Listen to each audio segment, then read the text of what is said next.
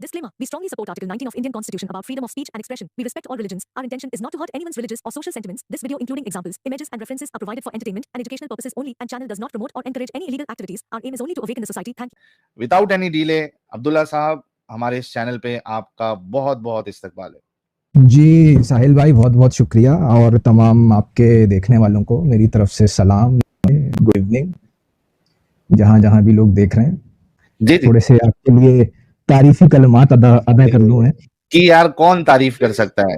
ऐसी बात नहीं है साहिल भाई, ऐसी बात नहीं है, बिल्कुल सीरियसली देखिए कि एक अगर मैं ये बात कहूँ ना तो गलत नहीं होगा कि आप लोगों की प्रेजेंस की वजह से जो हम जैसे लोग हैं जो कि डोरमेंट थे, जो कि अपने अपने क्लोजेट्स में थे, एक्स मुस्लिम तो थे गालिबन, शायद पर्सनली अपने आप को एक्स मुस्लिम समझते हूँ, लेकिन कभी भी ये नहीं सोचा था कि इन बातों को, इन थॉट्स को, इन नज़रियात को हम मंजर आम पे लाके पेश करना चाहिए। तो उसके लिए एक मोटिवेशन मैं समझता हूँ कि अगर मैं ऑनेस्टली बोलूँ तो आपकी भी जो प्रेजेंस है यूट्यूब पर, सोशल मीडिया पर, वो एक मोटिवेटर है हमारे लिए। तो ये बात बिल्कुल सच बात है और ऐसा नहीं है कि मैं आपकी स्ट्रीम में आया हूँ तो आपको मक्खन लगाने की कोशिश कर रहा हूँ, ऐसा कुछ नहीं है। लेकिन जिस तरीके से आपने इस पूरे अपने एक्टिविज्म को लेकर आए हैं उससे यकीनन हम लोगों की मोटिवेशन हुई है। नहीं तो हम लोग, मैं आपको बताऊं ना, हम लोग डोरमेंट रहते हैं यहाँ पे, हम लोग अपने अंदर ही अंदर रहते, इंटरनलाइज करते रहते, ठीक है, अपनी पर्सनल इंडिविजुअली जो हमारी थॉट्स हैं उसको हम रखते, अपने पर्सन तक ही रखते, इन बातों को कभी भी पब्लिकली करने की कोशिश नहीं करते अगर आप जैसे लोग ना मौजूद होते।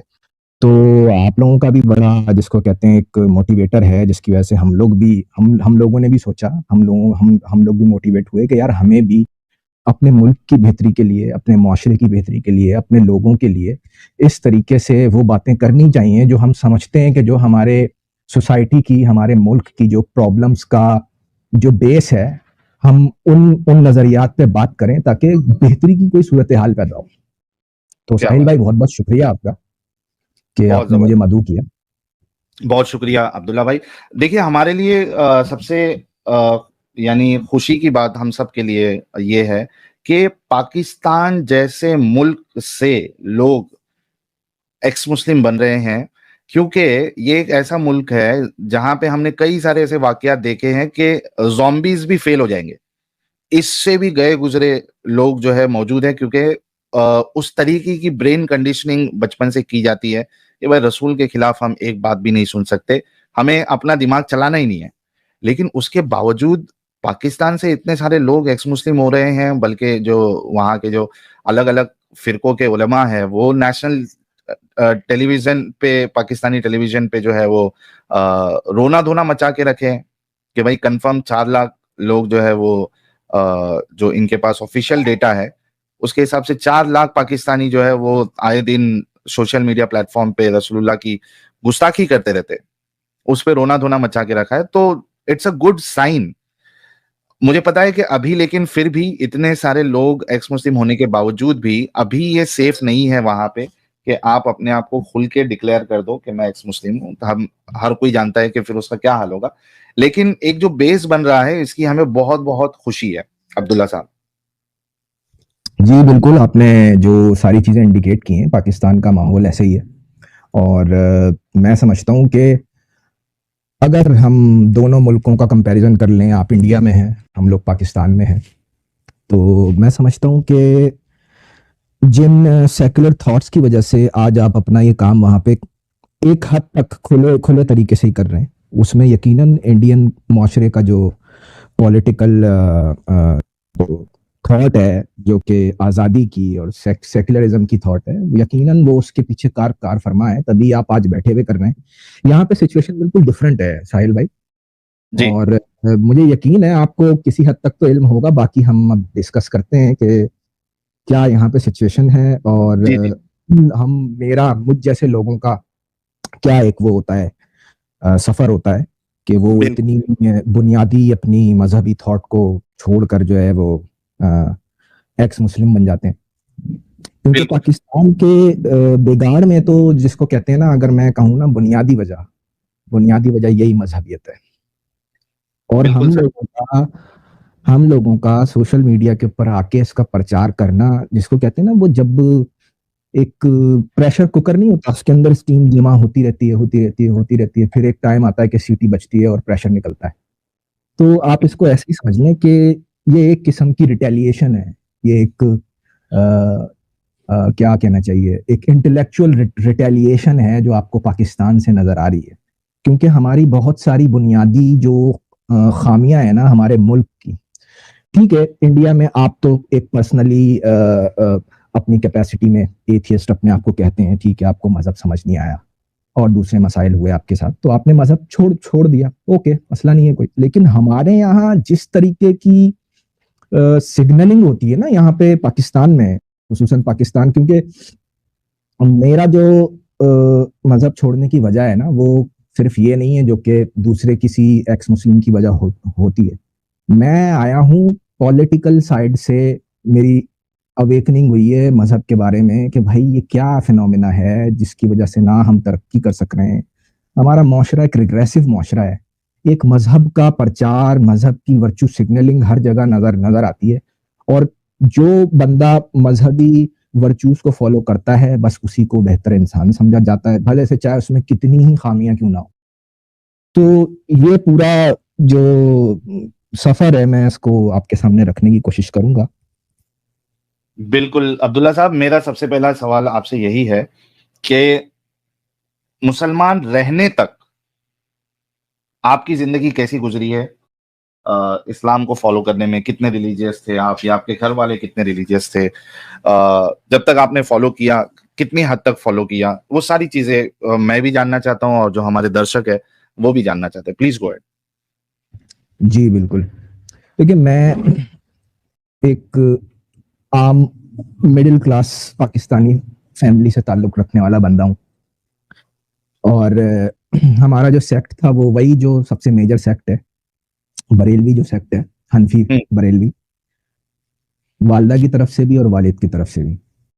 वैसे तो हाँ, दोनों की साइड से, लेकिन ये है कि दोनों पढ़े लिखे फर्द थे, मेरी वालदा भी और वालिद भी, जिसकी वजह से इतनी ऐसी किस्म की कोई ना सख्ती तो थी नहीं घर में। बाकी वही जो चीजें होती हैं बुनियादी के भाई बच्चों को तलकीन करना नमाज पढ़ने की, और नमाज पढ़ो, रोजा रखो, वही जो एक जो होता है अपना टिपिकल जो एक माहौल होता है बरेलवी घरानों का, मिलाद हो रहा है और वज़ाइफ हो रहे हैं और दुरूद तंजीना हो रहा है, मिलाद पढ़ा जा रहा है, नातें पढ़ी जा रही हैं, इस किस्म का था। बचपन में कोई इतनी सख्ती थी नहीं मेरे ऊपर। जो मुझे याद पड़ता है ये कि मुझे क्रिकेट खेलने का बहुत ज्यादा शौक था, तो हम लोग क्रिकेट खेला करते थे, तो वो टाइम कोइंसाइड करता था मेरा कुरान पढ़ने के टाइम में। हम एक मोहल्ले की जो बाजी टाइप की होती हैं उनके पास कुरान पढ़ने जाते थे। ये भी मैं इसको भी नेमत समझता हूँ। अच्छा, मैं आपको बीच बीच में टोकूंगा तो आपका फ्लो तो खराब नहीं होगा ना अब्दुल्ला साहब? नहीं, कोई मसला नहीं है, आप पूछें। अच्छा, चूंकि आपने असल में क्रिकेट का नाम ले लिया तो मुझे अचानक से ख्याल आया और हंसी भी आई कि ये जो पाकिस्तानी क्रिकेटर है, ये क्रिकेट खेलने से ज्यादा इनको तबलीग में इंटरेस्ट क्यों होता है? आप पहले के भी कई सारे क्रिकेटर देख लो, आप इंजमाम को देख लो, आप इंजमाम हो गया, सईद अनवर हो गया, सईद अनवर हो गया, और वो ये यूसुफ योहन्ना बेचारा क्रिश्चियन था, उसको टोक के जबरदस्ती इस्लाम कबूल करवाया इन लोगों ने। तो ये क्रिकेट खेलने के बजाय इनका ज्यादा फोकस जो है वो तबलीग करने में क्यों आ जाता है? अगर तबलीग ही करना है तो ये खेल में क्यों उतरते भाई? जाओ तबलीग करो। सही बात है। आप एक अब वो कोई जो है क्रिकेटर वहां पे कोई दूसरा क्रिकेटर जो है, किसी ने इस्लाम छोड़ दिया, नमाज नहीं पढ़ रहा, तो उसको चलते चलते वहां भी तबलीग कर रहा है। बोले मोहम्मद रिजवान था या पत्नी कौन था, शहजाद था, श्रीलंकन क्रिकेटर को कह रहा था। बिल्कुल। अभी वर्ल्ड कप के दौरान वो जरा वायरल हुई थी, वो वाली वीडियो है, वीडियो जरा पुरानी लेकिन वायरल अभी हुई है। हाँ, तो यही काम है भाई, क्या है लेकिन यही काम है। मैं आपको बताऊं ना पाकिस्तान में तासुर क्या है। पाकिस्तान में जो अभी मैंने शुरू में की थी ना बात, कि एक खास किस्म की पर्सनैलिटी को, जो कि रिलीजियस पर्सनैलिटी है, आपकी शख्सियत जो है, सिर्फ उसको एक्सेप्टेंस हासिल है, उसी को इज्जतदार समझा जाता है, उसी को पायस समझा जाता है, उसी को बा किरदार समझा जाता है।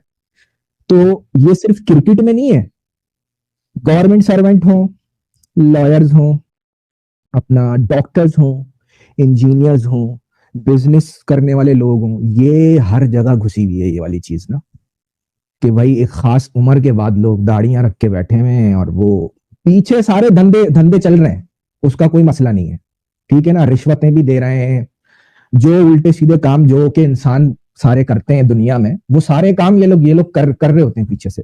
लेकिन बस एक मैं इसको कहता हूं अक्सर कि ये एक सोशल करेंसी है मजहब इस्लाम पाकिस्तान में, इसको सोशल करेंसी के तौर पे इस्तेमाल करते हैं लोग एक्सेप्टेंस हासिल करने के लिए और अपने आप को वर्चुअस दिखाने के लिए कि हाँ भाई हम तो बड़े बाकिरदार पाकीज़ा और देखो मैं तो मुसलमान हूँ, मैं क्रिकेट भी खेलने जाता हूँ तो पिच के ऊपर काफिरों की पिच के ऊपर सजदे कर करके आता हूँ, रसूल अल्लाह का नाम लेता हूँ, कलमे पढ़ता हूँ, लोगों को अपनी नमाजें पढ़ के दिखाता हूँ, उठक बैठक करके करके दिखाता हूँ। ये इन लोगों की वर्चू सिग्नलिंग है, क्योंकि खेल में ये लोग फसड्डी हैं, ठीक है ना, खेलना जानते नहीं है, खेल को मॉडर्नाइज तरीके से किस तरीके से खेलना है, क्या इंटरनेशनल क्रिकेट चल रही है, उससे कोई मतलब नहीं है इन लोगों को, बस सिर्फ यही करना है कि पीठ उठा उठा के बस नमाजें पढ़ ली, सजदे कर लिए और वर्चू सिग्नलिंग कर ली, दावत इस्लाम दे दी, तो ये इन लोगों का जो है ना ये बड़ा एक अच्छा, बल्कि अब्दुल्ला साहब कई इनके उलमा जो है फेमस वो तो बाकायदा वीडियोस में बोल भी चुके हैं कि ये हराम है, ये गेम, ये वक्त बस जो है वो मुसलमानों का वक्त जाया करना है। तो ये हराम गेम खेलते क्यों है ये लोग, बंद क्यों नहीं करा देते पाकिस्तान से क्रिकेट को? यही तो इनकी कश्मकश है मुसलमानों की, जो जिंदगी के हर शोबे में इनको जो है वो सताती है। क्या वो क्रिकेट हो क्या, हाँ हर जगह इनका यही मसला है, क्योंकि एक खास किस्म की आइडियोलॉजी है, एक खास टाइम के अंदर जो है वो फ्रीज हुई भी एक सोच है, जिसको ये लोग दोबारा से री इन्वेंट करने की और दोबारा से रिलीव करने की कोशिश करते रहते हैं। तो इस वजह से ये लोग जो है ना इस चीज का शिकार होते हैं हमेशा। अच्छा, और खास करके अब्दुल्ला साहब, खास करके आप देखिए कि ये जो तबलीगी जमात वाले होते हैं, ये इतने बड़े फेकू लोग होते हैं, इनकी अक्सर बातें जो है वो रात की बातें होती है, दीन का नाम लेके रात की बातें, सपने वाली बातें इनकी होती है, फलाने बुजुर्ग सपने में आए थे, फलाने ये आए थे, फलाने बुजुर्ग ने ऐसा कर दिया, सपने में ये हुआ था।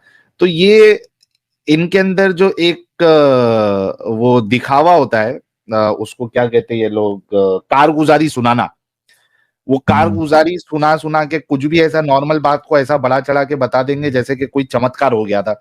तो ये कारगुजारी, ये लोग क्या करते हैं, सईद अनवर है और ये इंजमामुल हक है, ये क्या करते हैं, कारगुजारी सुनाते हैं। तो उसमें कुछ भी फेंकेंगे, ऐसा हो गया था वैसा हो गया था, ताकि जो दूसरे मुसलमान हैं इनसे थोड़े ज्यादा इंस्पायर हो जाए, या जो नॉन मोमिन है वो इंस्पायर हो जाए। अभी बीच में जो है वो इंजमामुल हक साहब ने बयान में कह दिया कि भाई वो तारिक जमील साहब जो है हूर स्पेशलिस्ट तारिक जमील साहब, तो वो नमाज पढ़ाने आते थे, उसके बाद वो हरभजन सिंह साहब ने जो है वो उनको कह दिया कि भाई मुझे इनकी बातें अच्छी लगती है, या मैं इसमें इंटरेस्टेड हूँ, इस तरीके की बातें उन्होंने कह दी। तो ये इस तरीके से धोखाधड़ी, झूठ बोलना, और दानिश कनेरिया साहब ने भी जो है वो पूरे अपने स्टेटमेंट्स दिए, अपना एक्सपीरियंस बताया कि क्या होता है if you are a non मोमिन, non Muslim in Pakistani team, किस तरीके से आपको जो है वो दावत देते रहेंगे। और जाहिर सी बात है यार कि एक अकेला इंसान फिर कब तक ये झेलते रहेगा, बिलाखिर वो भी परेशान हो जाएगा, सोचेगा यार छोड़ यार, इससे तो जो है मैं वो मुसलमान ही बन जाता हूँ, सुकून तो रहेगा मुझे। बिल्कुल। चले, दानिश कनेरिया का तो फिर भी उनका जो बैकग्राउंड था वो गालिबन वहाँ की किसी स्टेबल हिंदू फैमिली के थे, जो बेचारे थोड़े फाइनेंशियली कमजोर हिंदू है ना वहाँ पे, तो उनके लिए तो यही ऑप्शन है भाई, क्योंकि उनको टोक के उनको इतना मजबूर कर देते हैं ये लोग। हमारे सूबा सिंध के अंदर हिंदुओं की बड़ी तादाद है, यही एक सूबा है जिसके अंदर तादाद बची थी, जो कि वहाँ के यूं समझें आपके वहाँ के नेटिव लोग हैं, वो लोग हिंद के वो नेटिव लोग हैं, हिंदू लोग जो हैं। लेकिन बस ये जो पार्टीशन वाला हिसाब किताब हुआ है हमारी हिस्ट्री में, उसकी वजह से जो पॉलिटिकल पावर उन लोगों ने लूज की है, उसका भुगतान भुगत रहे हैं वो लोग बेचारे। और बहुत सारे ऐसे हैं हमारे शहरों में काम करने आते हैं, तो बेचारे मोस्टली कन्वर्टेड हैं, जिनके माँ बाप मजबूरी में कन्वर्ट हुए होंगे, लेकिन अब ये है कि अब वो उस सिस्टम में आ गए, उस माहौल में आ गए हैं, तो अब ये है कि अब वो लोग उनको याद भी नहीं है वो सब चीजें कि हमारे माँ बाप की सोच क्या थी, उनका मजहब क्या था, उनका कल्चर क्या था, क्योंकि एक स्पेसिफिक किस्म का कल्चर था इन लोगों का, जो पाकिस्तान के मौजूदा पाकिस्तान के इलाकों में रहने वाले जो हिंदू लोग हैं। तो ये है बात, बिल्कुल है। दानिश कनेरिया को भी देखें, दानिश कनेरिया ने जो बात की थी, उनको रेसिज्म का सामना करना पड़ा, उनको ये रिलीजियस किस्म की बिगेटरी का सामना करना पड़ा टीम में। तो ये यहाँ पे है भाई, ये बड़ी आम सी बात है, इसको जो है ना कोई गलत नहीं समझता, लोग अपना हक समझ के करते हैं। मुसलमान जो है ये दावत देने का काम जो है ना, ये समझते हैं हमारा हक है, चाहे अगले को पसंद हो या ना हो, चाहे अगले को तुम्हारे रिलीजन में कोई इंटरेस्ट है या नहीं है, इनको उससे कोई मतलब नहीं है। ये लोगों की बाउंड्री हमेशा, पर्सनल लोगों की बाउंड्री क्रॉस ही करते रहते हैं मजहब के नाम पे। बिल्कुल। तो खैर हम डिस्कशन की तरफ आते हैं। आप कह रहे थे कि आपको क्रिकेट में शौक था और शायद कुछ खाला के बारे में आप बता रहे थे, प्लीज कंटिन्यू करिए। हाँ, तो मैं कुरान पढ़ने का कह रहा था कि वो जो क्रिकेट खेलने का टाइम होता था, वही जो है वो कुरान पढ़ने का वक्त जब हुआ तो मुझे बड़ी, जिसको कहते हैं, चिढ़ होती थी उससे। मैं भागा भी करता था वहां से, और जो है वो वहां के जो कुरान पढ़ने वाले जो दूसरे स्टूडेंट्स होते थे, बच्चे होते थे, फिर वो मुझे पकड़ पकड़ के लाते थे कुरान पढ़ने के लिए। लेकिन मैंने अड़ी कर करके बार बार जिद कर करके मैंने फिर वो पढ़ा नहीं कुरान।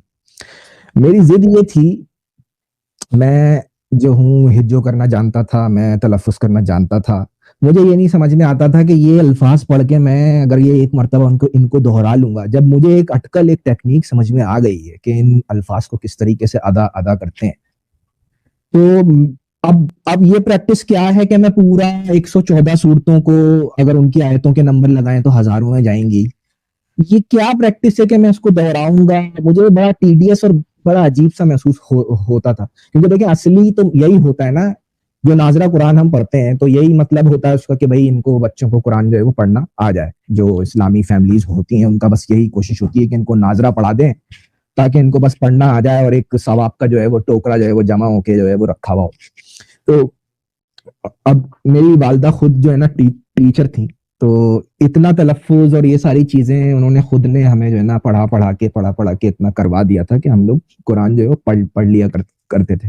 तो इस वजह से मुझे जो है ना अच्छा नहीं महसूस होता था कुरान को पढ़ना, तो मैं भाग आया करता था वहां से क्रिकेट खेलने के चक्करों में।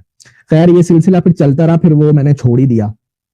मैंने फिर कुरान जो है वो किसी से मुकम्मल पढ़ा नहीं, फिर मैंने बाद में कुरान पढ़ा था खुद से, और अपनी वालिदा के साथ ही मैंने उसको पढ़ा कुरान को। तो ये तो हो गया जब मैं छोटा था तब की बात। और फिर वही जो रमजानों में जो होता है हिसाब किताब, रोजे रखना और नमाजें पढ़ना, और ये जो मुख्तलिफ दिन आते हैं जैसे 15 शाबान को सलातुत तस्बीह और ये सारी चीजें, तो ये सब चीज करते थे हम लोग एज ए रिचुअल के तौर पे करते थे। इनकी मीनिंग तो हमें मालूम थी नहीं जब छोटे थे, तो बस ऐसे ही चल रही थी ये सब चीजें, साइड बाय साइड होता रहता था, चलता रहता था। जी, आवाज चली गई आपकी अब्दुल्ला साहब। हाँ, तो मैं ये कह रहा था कि ये सब कुछ चलता रहता था साथ में।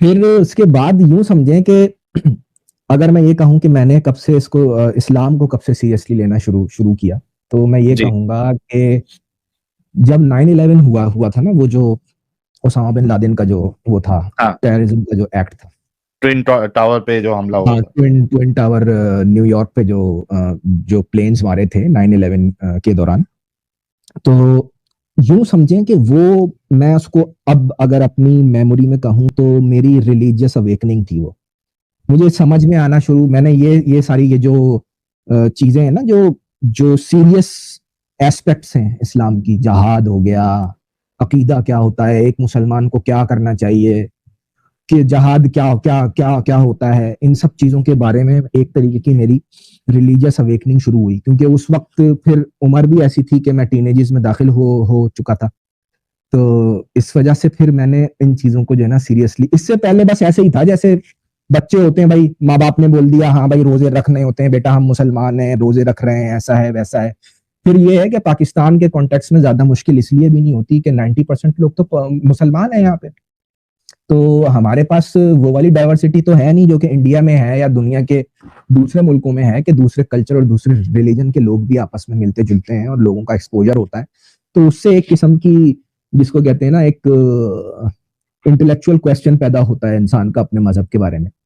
तो जब ये क्रिटिसिज्म बाहर से देखने को मिला, जब टेररिज्म के अल्फाज और जगह जगह, आपको याद होगा कि किस तरीके से इन सब चीजों का पूरा वो चलता रहता था हर वक्त ना चैनल्स पे, कि भाई अब क्या होगा, अमेरिका जंग करने जा रहा है, ये हो रहा है, वो हो रहा है। तो ये सब चीजें देख के जो है ना, हमारे अंदर, या मैं अगर ये कहूँ कि मेरे अपने अंदर एक आइडेंटिटी का एहसास पैदा हुआ, जो कि इस्लामिक आइडेंटिटी थी, कि भाई मैं एक मुसलमान हूँ और ये अमल एक मुसलमान ने किया है, ओसामा बिन लादेन ने जो किया है, आखिर इसके तो पास खुशी होती थी। पीछे क्या, हाँ, इसके पीछे क्या तौजी है, क्या वजूहात है। तो एक कंफ्यूज किस्म की सिचुएशन थी, जिसके अंदर मैंने इस वाक़े को मैं अगर बुनियाद बनाऊं, तो मेरे दिमाग में इस्लाम के बारे में सीरियसनेस पैदा होना शुरू हुई। तो फिर वही जो इंसान करता है, उसको जस्टिफाई करने की कोशिश करता है। वैसे मेरा दिमाग कोई इतना एक्सट्रीमिस्ट था नहीं, और ना ही हमारी अपब्रिंगिंग ऐसी है कि किसी किस्म की एक्सट्रीमिस्ट किस्म की जो है वो सोच हो। क्योंकि अक्सर जब ये हमारे यहाँ के सोशल सर्किल में भी जो दूसरे इस्लाम से ही रिलेटेड जो दूसरे सेक्ट्स हैं, उनसे भी हमारे ताल्लुकात अच्छे थे। जैसे अमूमन शियाओं से लोग उस टाइम पे 90s के दौरों में शियाओं से लोग एक खास किस्म की नफरत, एक खास किस्म की अबहरेंस पाई जाती है मुसलमानों में। तो हमारा वो हिसाब किताब नहीं था हमारी फैमिली का, और मैं यही कहूंगा कि फैमिली की वजह से ही हम लोगों का भी दिमाग ऐसे ही था। नहीं तो अगर हमारे वालिदैन कट्टर होते तो हमारा भी फिर वही हाल होता, जो कि दूसरे आम टिपिकल सुन्नी पाकिस्तानी बरेलवी लोगों का होता है, कि एक शियाओं से नफरत और दूसरे फिरकों से नफरत। तो एक जुमला शायद आपने सुना होगा, शायद इंडिया में भी बोलते हो मुसलमान, कि अपना क्या कहते हैं, क्या था वो, अपना अपना फिरका छोड़ो मत और दूसरे का फिरका छेड़ो मत। तो वो वाली जो हिसाब किताब होता है, वो वाला हिसाब किताब नहीं था, हमारे माँ बाप ने रखा, तो इस वजह से हमारे अंदर भी वो नहीं थी। तो इस वाक़े को लेके सीरियसली मैंने सोचना शुरू किया, और मैंने खुद से, यानी मेरे अंदर ये थॉट पैदा हुई कि भाई ये इसने सही किया है या गलत किया है। अब उसके पीछे पूरी एक, जिसको कहते हैं सालों की एक, आप उसको कह सकते हैं कश्मकश का शिकार रहा मैं। लेकिन अगर इस पॉइंट को कहूं कि मैंने इस पॉइंट के बाद से सोचना शुरू किया इस्लाम और अपने मुसलमान होने के बारे में, तो ये गलत नहीं होगा।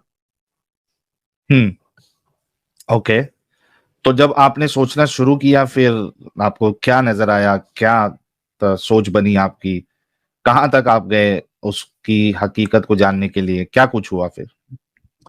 देखिए, बात यह है कि जब बंदा एक होता है पैदाशुदा मुसलमान, जैसे हम अमूमन होते हैं, फिर मैंने पढ़ना शुरू किया, देखना शुरू किया अपने तौर पे चीजों को ना, कि भाई क्या ये जहाद क्या है, और जहाद में बंदा किस हद तक जा सकता है, और क्या क्या बंदा कर सकता है, फिर वो सारे वाकयात।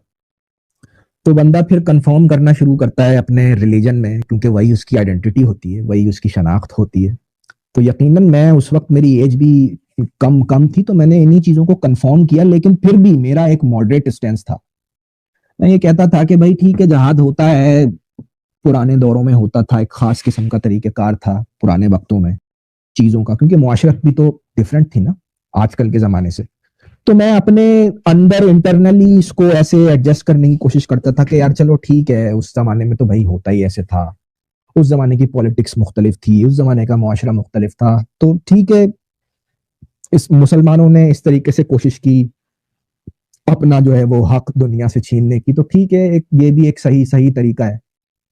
लेकिन बैक ऑफ द माइंड मेरे यही था कि भाई ये वायलेंस तो है, ये जिन लोगों का कसूर नहीं है, आपने उनके ऊपर हमला किया और उनको इस तरीके से निशाना बनाया अपने तशद्दुद का, जिनका कोई कसूर ही नहीं है। ठीक है, अमेरिका क्या कर रहा है क्या नहीं कर रहा, वो एक बहुत बड़े लेवल की बात है, उसके अंदर कई लेयर्स हैं। उसको समझने के लिए आपको उन सारी लेयर्स को देखना पड़ेगा कि क्यों अमेरिका ने ऐसा किया, वो एक अलग बात है। लेकिन आपने जो किया और जिस प्रेमिस पे किया, और फिर जो आपने उसकी जस्टिफिकेशन दी, और फिर सारा आपका मजहब उसके पीछे खड़ा हुआ है। क्योंकि यहाँ पे जो पाकिस्तान में, तो जो आपको पता है ना, जो हमारा खास किस्म का पॉलिटिकल जो हमारा बयानिया है, जो कि हमारी इस्टेब्लिशमेंट की तरफ से आता है, यहाँ पे तो उसी का तूती बोलता है। जमहूरियत तो ऐसा सच कोई है नहीं, जमहूरियत का लिबादा पहनाया हुआ है एक ऑटोक्रेटिक टाइप की हुकूमत को। तो वो लोग भी जो है वो इसी को अपीस करते हैं, इस्लाम को अपीस करते हैं, यूज करते हैं इसको अपने पावर में रहने के लिए। तो उनकी तरफ से भी जो एक ख्यालात की, एक नैरेटिव की बम्बार्डमेंट होती है, बंदा उस वेव में भी चलता रहता है। तो अभी यूं समझें कि मेरा सफर अभी चल ही रहा है, मैं कंफ्यूजन में हूं कि यार ये सही हुआ, गलत हुआ, क्या नहीं हुआ। ये ही चलते चलते चलते चलते फिर यूं समझें कि फिर जब बंदा प्रोफेशनल उसके अंदर एजुकेशन में जब दाखिल होता है तो फिर उसका थोड़ा सा स्कोप बढ़ता है। तो जब मैं यूनिवर्सिटी में आया तो यूनिवर्सिटी में आने के बाद मेरी दूसरे इलाकों के, दूसरे मुल्कों के मुसलमानों से जो है ना इंटरेक्शन हुआ अपनी यूनिवर्सिटी के अंदर, जो कि कुछ फलस्तीन से थे, कुछ सूडान से थे, कुछ जो है ये आपकी इस्लामिक अफ्रीकन कंट्रीज कह लें और मिडिल ईस्ट के लोग जो थे वो हमारी यूनिवर्सिटी में एज ए इंटरनेशनल स्टूडेंट्स हमारी क्लास में पढ़ने के लिए आए, तो उनसे भी एक इंटरेक्शन रहता था। अच्छा, उन लोगों का अलग ही दिमाग था। कुछ उनमें से सलाफिस्ट थे जो कि हम जैसे बरेलियों को बड़ा कंडेम करते हैं, बोलते हैं ये तुम लोग क्या मौलूदुन नबी मनाते हो, ये तो गलत है, ये तो कबर बिदअत है, पूजते थे कब्रों की तुम लोग कब्रों की वो करते हो, मज़ारों की जाके पूजा करते हो। मतलब वो उनका तो कहने का अंदाज ऐसे ही होता है। वो जो एक खास किस्म का उनका सलाफिस्ट किस्म का, जो ऑर्थोडॉक्स किस्म का उनका माइंडसेट होता है, वो इस चीज को नहीं समझते। और मैं आपको एक बात बताऊं, जहां तक अब मैं उस इंटरेक्शन को याद करता हूं तो मुझे यही लगता है कि वो हमें सही मुसलमान समझते भी नहीं है। ये जो जिनकी उसमें गम में हम लोग इतना मरे जा रहे हैं ना, फलस्तीन के लोग हो गए या ये लोग हो गए, मेरा पर्सनल इंटरेक्शन रहा है उन लोगों से, बातचीत, गहरी बातचीत रही है और अभी भी होता है मेरा इंटरेक्शन। तो उन लोगों के ख्यालात यहाँ के मुसलमानों के अकायद के बारे में कुछ अच्छे नहीं है। वो इसको ट्रू इस्लाम नहीं समझते जिस किस्म का इस्लाम हम लोग यहाँ पे फॉलो कर रहे हैं, खुसूसन जो बर्रे सगीर के मुसलमानों का इस्लाम है। तो ये सब चीजें कॉन्फ्लिक्ट पैदा करती हैं इंसान के जहन में, और इसी कॉन्फ्लिक्ट का मैं शिकार हुआ। और मैं फिर जो हूँ, वो जो एक प्योरिटेनिक किस्म की सोच नहीं होती, अपनी बरेलियत को छोड़ के पहले मैंने मिलाद के ऊपर अपने घर में क्रिटिसाइज करना शुरू किया, मिलाद के ऊपर, न्याज के ऊपर, जो खास बरेलवी रिचुअल्स हैं हमारे बरेलवी सेक्ट के, उन सारी चीजों के ऊपर क्वेश्चन करना शुरू किया मैंने कि भाई ये गलत है। लेकिन ठीक है, हमारे माँ बाप ने टॉलरेट किया हमें, क्योंकि वो लोग वैसे भी काफी खुले उसके थे।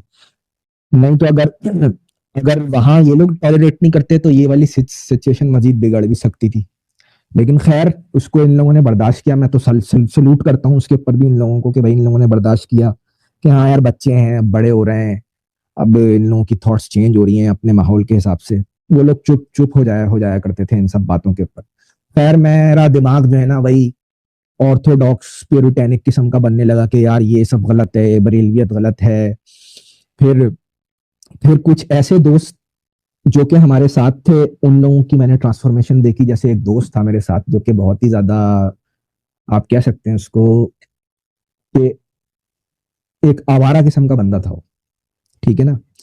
यानी कि वो जो सारे काम जो इस्लाम में मना है ना, मतलब जैसे शराब पीना या प्रोस्टिट्यूट्स के पास जाना और इस किस्म की जो भी चीजें होती हैं जिनको इस्लाम हराम समझता है, ऐसा एक बंदा था, मेरा दोस्त था।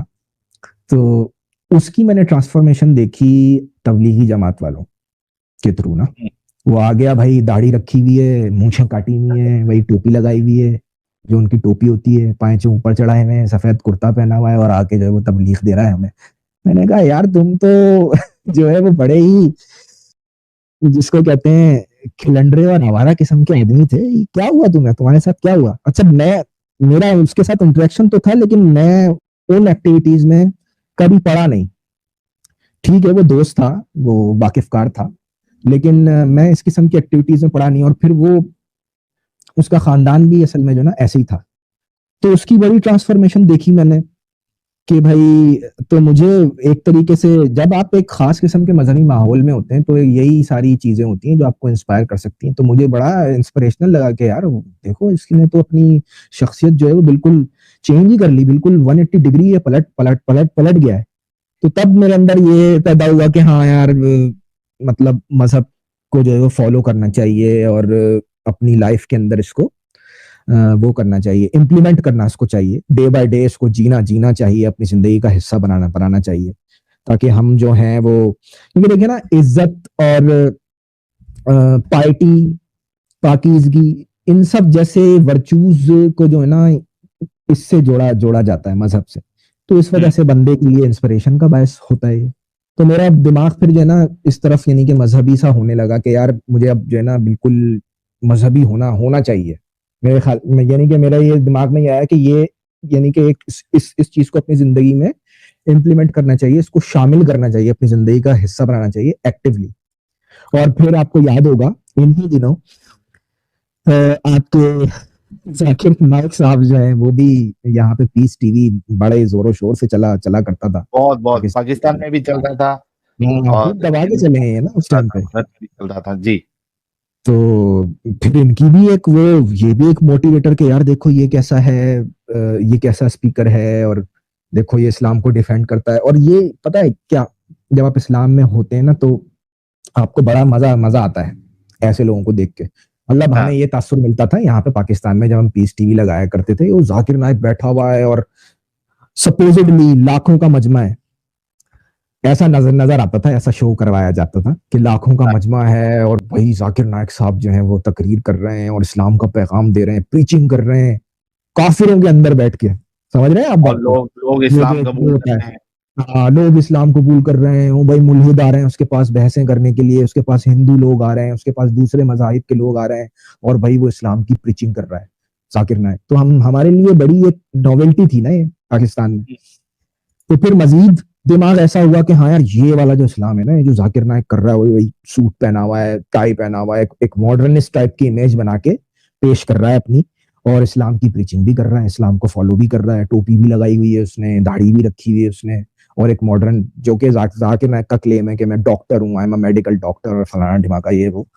तो ये सब चीजें बड़ी इंस्पिरेशनल होती हैं एक यंग जहन के लिए, खुसूसन जब एक खास किस्म की सोशल सेटअप में उसकी अपब्रिंगिंग हो।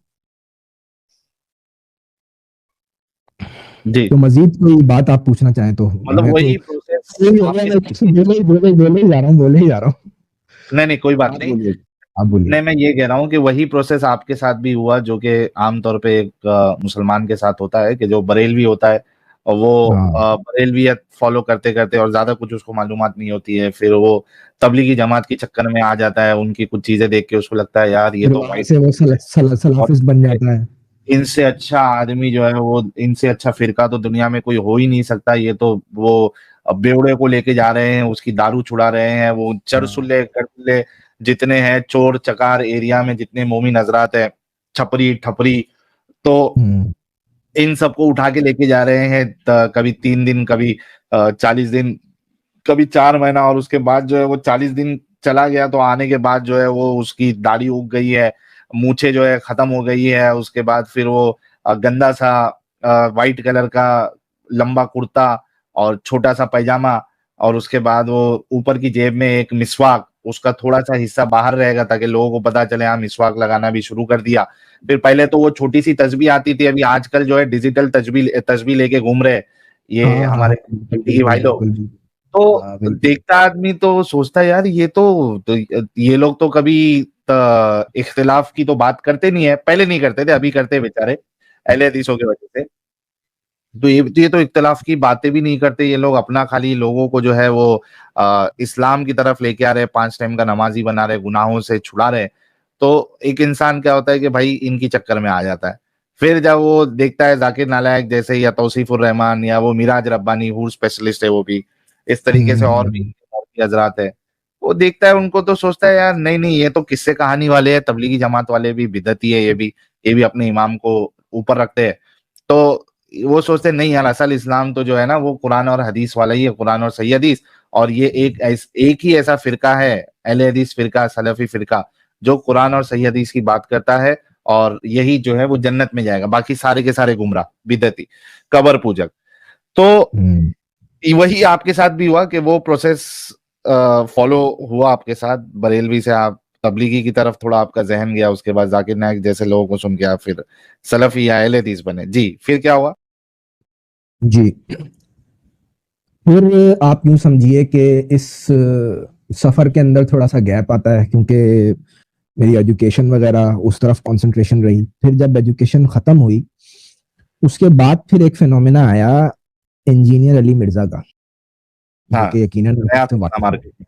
हैं। हाँ, मार्केट में जिसने अभी एक्चुअली देखा जाएगा तो ये सारे फितने जो है वो पहले मौजूद नहीं थे, क्योंकि सोशल मीडिया का जमाना नहीं था, इतने फेमस नहीं थे ये लोग।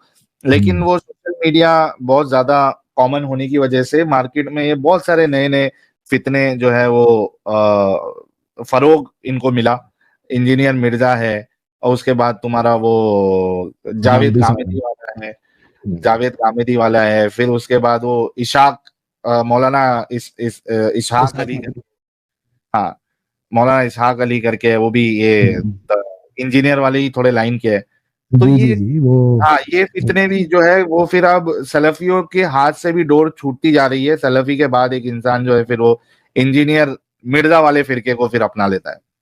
हाँ, इंजीनियर मिर्जा वाले फिरके को या फिर गांधीयत की तरफ जाएगा। वो पढ़ा लिखा जो जहन है ना साहिल भाई, हाँ, वो गांधीयत और इन लोगों की तरफ ही जाता है। इंजीनियर अली मिर्जा की भी मैं देखे ना, मैंने जिस तरीके से इसको गेज किया है कि ये फिनोमिना क्या है, मेरी अपनी राय में मुझे ऐसा लगता है कि जो पढ़ा लिखा दिमाग है, जो कि दुनिया की इस्लाम के अलावा और इस्लाम के खास माहौल के अलावा जो कि दुनिया की दूसरी चीजों को भी जिंदगी की हकीकतों में शुमार करता है, जो ये समझता है कि ये चीजें भी जरूरी हैं दुनिया में सरवाइव करने के लिए, दुनिया में तरक्की करने के लिए, अपने स्टेटस को, अपनी जिंदगी को बेहतर बनाने के लिए जो चीजें जरूरी हैं।